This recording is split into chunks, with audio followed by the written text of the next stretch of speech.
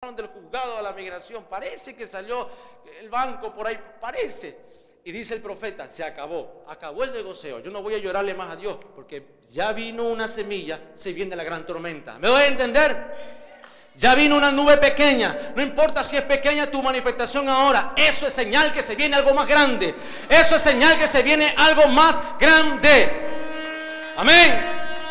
Elías se paró y dijo, ¿para qué orar si ya lo conseguí? El siervo pudo haber dicho, pero no está lloviendo nada. Oh, este siervo no entiende nada. Cuando una cosa pequeña comienza a manifestarse, el resto comienza a venir. ¿Me doy a entender? El problema no era la nube, el problema era que el siervo vea lo que Elías ve. La iglesia tiene que aprender a ver primero lo que su pastor ve, lo que su apóstol ve, porque existen dos clases de propósito, el propósito general y el propósito personal. El propósito general es la voluntad de Dios en la tierra y en la iglesia. Ese es el propósito general de Dios. Dios vino a salvar al mundo, a sanarlo, a liberarlo para llevarlo a la gloria de Dios en su momento, en su tiempo. Ese es el propósito general. El propósito personal es qué tú vas a hacer en la tierra mientras estés vivo.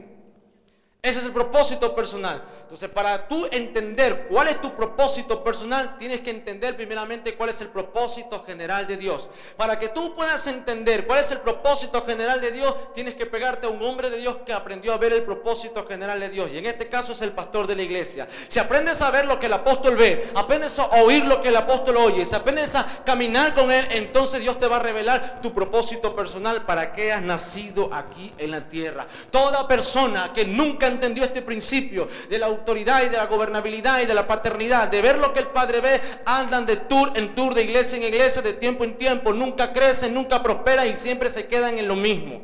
Yo no quiero que usted se quede en lo mismo. Quiero que el próximo año que yo vuelva a verlo más animado, más alegre. Quiero ver lleno este lugar. Quiero que ustedes me digan, Dios me usa en milagros, en predicaciones, en cosas sobrenaturales. Por cuanto un tiempo como hoy le marcó a usted la historia, por cuanto usted aprendió a ver lo que el apóstol ve. Amén. Entonces, ese es el principio de entrar y comenzar a entender para qué usted ha nacido aquí en la tierra. Y no dar vuelta y vuelta. ¿Y qué estudio? Y no sabe ni qué estudiar. Y no sabe ni en qué trabajar. Y no se halla. Usted dice, estoy trabajando en esto, gano bien, pero no me siento lleno, no me siento pleno. No has encontrado todavía tu propósito. Apégate al hombre de Dios. Porque si el hombre de Dios está acá, es porque Dios lo puso para ayudarte a ti. No me venga con ese chiste de que, uy, yo me voy a cambiar de iglesia porque este apóstol a mí no me da cariño, amor, comprensión y ternura.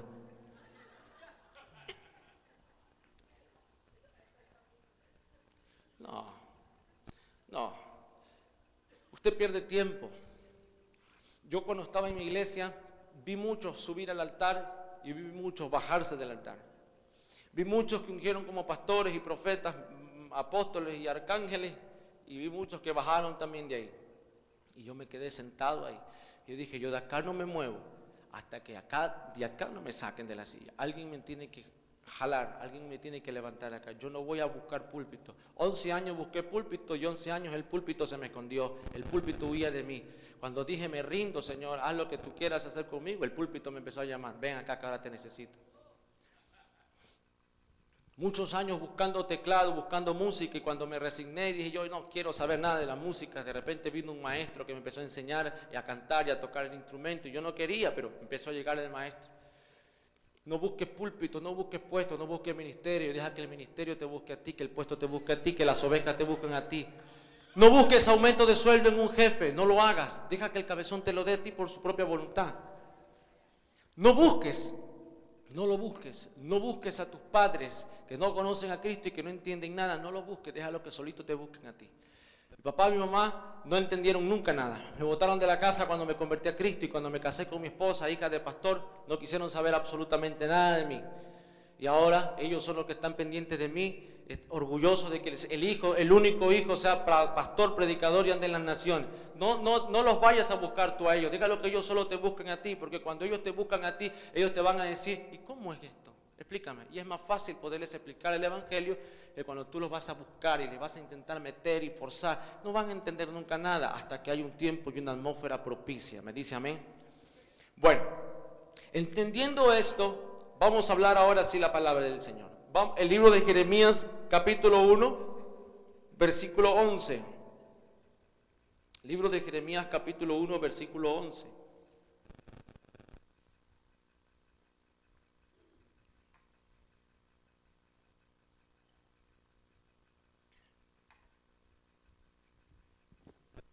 Quiero enseñarle en 2 minutos, o 3 o 5. Quiero enseñarle cómo cruzar esa línea del clamor aburrido, que no se consigue nada, a la manifestación sobrenatural. Así que quiero que me atiendan. ¿Lo tienen? Palabra de Jehová vino a mí diciendo: ¿qué ves tú, Jeremías? Y dije: veo una vara de almendro.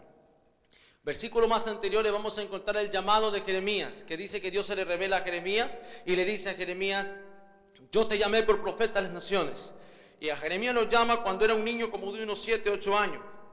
Y Dios le dice a Jeremías después de su llamado: ¿qué ves, Jeremías? Luego dice la Biblia en el libro de Jeremías 1, capítulo 1 y 2, que la palabra de Jehová vuelve a venir en otra época. Y ese transcurso se demoró alrededor de 30 años. Cuando Jeremías dice: así dice el Señor, Jeremías tenía como 38 años más o menos. Ese lapso de tiempo fue un tiempo de espera, un tiempo en el que Jeremías lidiaba con su razonamiento y el tema de que él es un niño, que él no puede, que él sí puede, que él sí, que no entendía nada todavía. Jeremías no entendía todavía la voluntad y la dimensión de Dios. Ya se le había revelado que él era un profeta desde antes de la fundación del mundo. Ya se le había revelado a él que tenía autoridad sobre reinos, naciones y cosas así. Se le había revelado el propósito personal a Jeremías, pero Jeremías no entendió cruzar la línea. Cuando Dios le dice a Jeremías: ¿qué ves tú? Oigo a la voz de Dios decirle a la iglesia hoy en día: iglesia, ¿qué ves? Iglesia, ¿qué estás viendo cuando vienes a orar? Pedro le llama a eso velad en oración. Pablo le llama a eso percibir en el Espíritu. Y hablábamos un tema en estos días de la percepción y el discernimiento espiritual. Pablo le llama a eso percepción. Pedro le llama a eso velad, vigilar, ver y oír y percibir. En Jeremías se encuentra el ver. Le dice: ¿qué ves tú, Jeremías? Y a la edad de 40 años casi, Jeremías le dice: veo una vara de almendro. Y la iglesia tradicional se queda en la explicación de que la palabra de Dios, que es como una vara de almendro que se cumple rápidamente. Mentira. El concepto es el siguiente: ¿qué ves tú, Jeremías? Veo una vara de almendra. ¿Qué le dice el Señor? Bien has visto. Bien has visto. El primer principio para usted cruzar la línea de la oración es ver lo que Dios ve. Es ver lo que Dios ve. ¿Cómo se consigue ver lo que Dios ve? Se consigue pagando un precio. Este asunto no es fácil. Acá no es que vamos a imponer mano y vamos a desatar los dones. Esto es pagando un precio. Esto es orando, ayunando por días. Esto es sirviendo. Esto es buscando a Dios. Esto es dejando que te gobiernen. Esto es dejando que te gobiernen, dejando que te aplasten, dejando que te machaquen, dejando que te humillen. No es que que te dejes humillar. Es que tú tienes que aprender a quebrar tu corazón. Puedes evitar que te humille la gente si mantienes el corazón humilde, quebrado, quebrantado. Porque Dios está buscando eso. Dios permite que la gente te gobierne y la gente te aplaste y te difame y lo que sea por quebrantar tu corazón. Si mantienes tu corazón quebrantado, Dios no va a usar esos medios para quebrantarte, porque ya lo tienes quebrantado. Amén. ¿Qué es mejor? ¿Que Dios use la fuerza para quebrantarte o tú por sí mismo vayas al matadero? ¿No, verdad? Primer principio es ver lo que Dios ve. Cuando tú ves lo que Dios ve, entonces hay una aceleración en lo que estás pidiendo. Cuando ves lo que Dios ve, hay una aceleración en lo que estás pidiendo. Por eso Elías, cuando le dijo al criado: ¿qué ves? ¿Qué ves? Y dice: veo una nubecita chiquita. Listo, ves lo que yo veo. Listo, se viene la gran lluvia. ¿Me voy a entender? Cuando Abraham le dijo al Señor: ¿ves? ¿Qué ves, Abraham? Veo que hay salvación en Sodoma y Gomorra. Bien has visto, dice Abraham. Bien has visto, dice el Señor, porque te voy a entregar a Lot. Bien has visto. Luego se prepara Abraham para el segundo milagro con Abimelech, como lo dije antes. Era fácil para Abraham. Dios le dice a Abraham: ora por él. ¿Qué ves, Abraham? Yo lo veo sano. Yo no lo veo enfermo, lo veo sano. Aprende a ver lo que Dios ve. Si aprendes a ver lo que Dios ve, Dios va a acelerar lo que estás pidiendo. ¿O acaso Dios no quiere darte una casa en cuestiones de horas, minutos y segundos? Todo depende de que aprendas a ver lo que Dios ve. No pierdas tiempo buscando bancos, buscando lo natural y lo humano. Invierte tiempo buscando a Dios hasta que alcances a ver lo que Dios ve. Entonces va a venir tu casa, va a venir lo que necesitas. Tu milagro va a aparecer. ¿Me dice amén?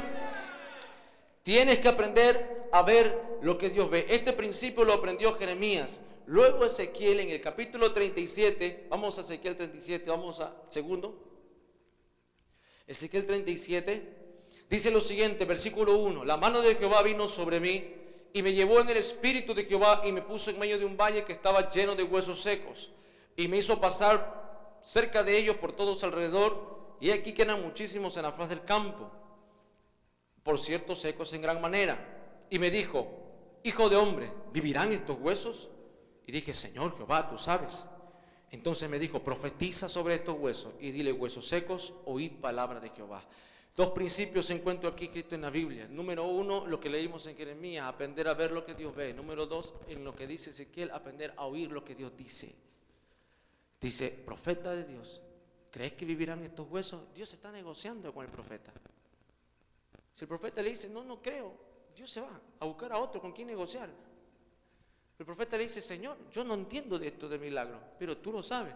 Y Dios le dice: perfecto, pues háblales. Hablar lo que Dios habla.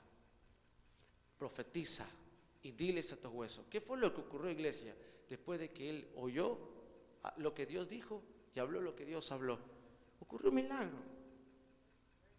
Los huesos se resucitaron, ocurrió un milagro progresivo, rápido, instantáneo, como sea, pero ocurrió un milagro. ¿Qué quiere decir? Lo que significa que el principio radica en esto, en ver lo que Dios ve, oír lo que Dios dice, hablar lo que Dios habla.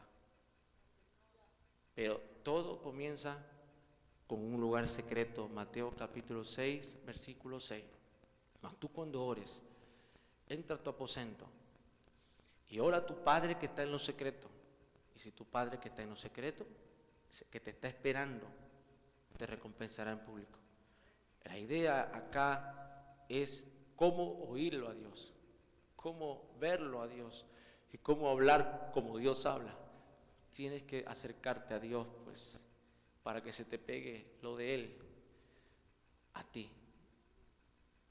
Amén. Este es el secreto y el misterio más grande que existe en la Biblia, que Jesús lo enseñó, que está en Jeremías, y le estoy enseñando ahora cómo obtener un milagro. Cruce la línea del clamor. No se conforme a lo que vive ahora. Hay algo más grande. Quiere aprender a ver a Dios, pague un precio. Quiere aprender a oír a Dios, pague un precio. Quiere aprender a hablar como Dios habla, pague un precio. ¿Qué es lo que nos habilita a nosotros los ministros de Dios en hacer lo que hacemos, en predicar lo que predicamos y a demostrar lo que demostramos? Una relación con Dios, que todos la pueden aplicar, que todos la pueden participar, que todos pueden vivirla, que no hay límites, que no hay nada. El primer milagro que Dios me dio a mí, me lo dio a los 14 años, cuando le pedí a Dios inocentemente que nos ganáramos la lotería porque estábamos endeudados, estábamos mal, en quiebra en mi casa, y Dios no permitió que nos ganáramos la lotería, porque esa no era la voluntad de Dios.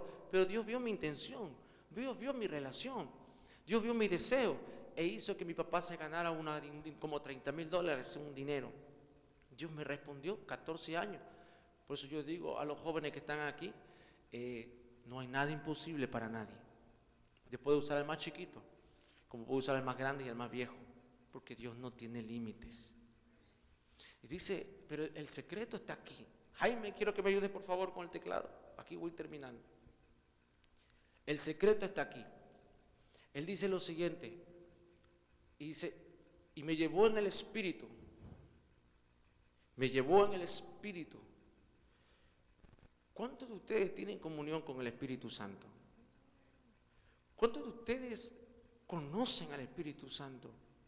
¿Saben cómo habla? ¿Saben qué come?